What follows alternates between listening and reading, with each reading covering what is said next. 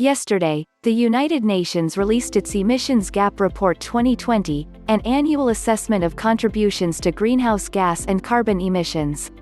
The report has some notable information amid an array of complicated projections that may or may not come true.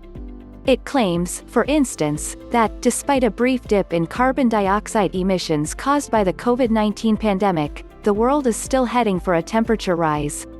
But for the United States, the real value in this report is as an advisory that it need not join the Paris Climate Accord. This report is evidence that, instead, the US should just keep doing what it is doing to cut its own emissions. The US is the most successful major country at mitigating its own pollution, and the UN shows this.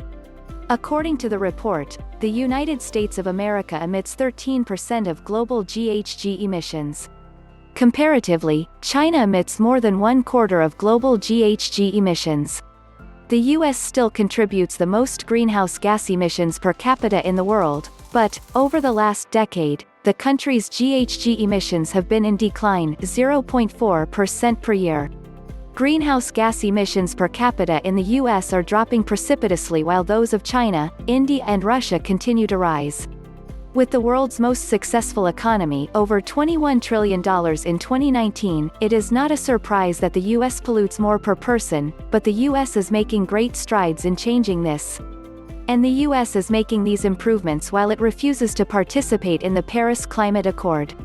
In 2017, the White House said that if it remained a part of that agreement, compliance with the terms of the Paris Accord and the onerous energy restrictions it has placed on the United States could cost America as much as 2.7 million lost jobs by 2025 according to the National Economic Research Associates.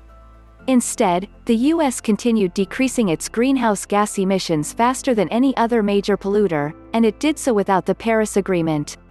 If the current plan is working to cut emissions, don't mess with it.